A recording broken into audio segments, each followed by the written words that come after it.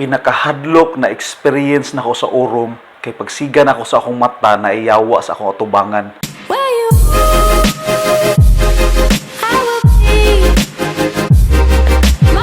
Bay, hadlok kayo minatay. Kung dili ka kabaloon sa buhaton, ma-heart attack siguro ka. Now, dili tanan tao uromon, but let us understand unsa ang urom. Ang urom or sleep paralysis is basically nakamata imong brain pero imong lawas na tulog pa. Makaana ka, pwede din na pons. Yes, possible kayo.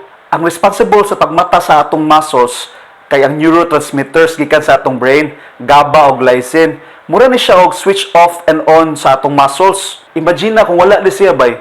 So magdamgo kag karate, mapatira nimo imong tapad, luoy kayo. Na usahay, dili na siya mo function og tarong. Maunang na sleep paralysis. Imong brain mumata na, pero nakalimot siya og switch on sa imong muscles. Mao na feel nimo na trap ka sa imong lawas kay basically nagmata naman ka, ang imong lawas natulog pa.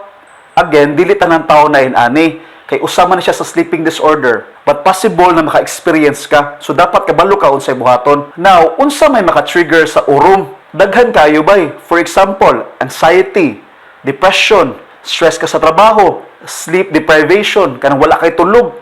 Ang uban sa atoa, kaliwat ng uromonon na sa atong genes. Unsa man kasagaran mahitabo kung uromon ka? Mao nang hadlo kayo siya bay. Kay ubanan mo siya hallucination, makakita kag mga lagpas kinabutang ba? Ang pinahakumon pag uromon kay kita kag yawa, makakita kag ungo o dili ingon nato. Ang uban mura gituok o gipisa ang imong chest. Ako uromonon jud ko.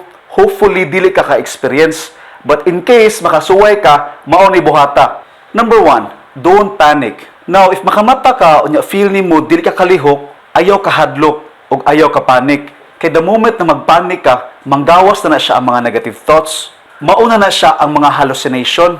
Ang problema magud sa hallucination, kay hadlo kayo bay, kay mura siyang tinuod, murag naa sa mga tubangan gyud ba? Kay gamata mangug ka, di pareha sa damgo na blurry ra siya. Now, unsa ang buhaton instead mo panic? Think of positive thoughts. I know sayon ra kayo isulti.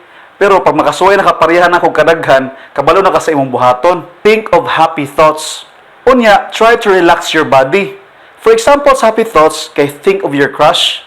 Now, same thing mahitabo bay. Kung giurom ka, unya happy thoughts, mura sa tinuod. Kung magtig ka sa imong crush, nara sa imong tubangan, nindot kay damgoy. Now, if nana ka sa stage of panic, unya nanay ungo manggawa sa imong tubangan, ang akong ginabuhat is mga jog kay mo may makakalma sa ako So same thing, slow breaths, relax, try to relax imong body. Unya pag-pray, pag-amahan namo baligdaghan. Murag imong i-remind imong self ba na urom ra ni siya, dili ko maunsa niya. Dili tinuod ang ungo sa akong tubangan.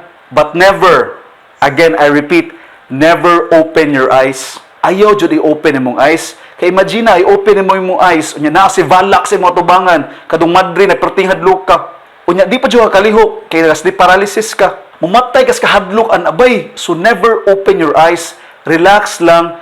Unya deep breaths. Unya try balik og sleep. Unya sa akong case mga G para ma-relax. Just to remind myself na okay ra di ra ka mamatay ani. Number 2, don't try to move. Kay kung bagsige kag try og hawa sa urom, lisod kay bay. Di gyud ka kalihok, mosamot imong panic. So don't fight it. Chill, relax. Now if ganahan jud ka mohawa sa imong urom, naay isa ka technique. Try to move your fingers or your toes. Maura na siya bay. Ayaw tibok lawas. That's it. Hopefully di ka kasuway og urumbay kay pinaka-worst gyud siya na feeling. But if makasuway jud ka, remember lang to na points na akong gi-discuss. Thank you for listening. I am Dong Pons.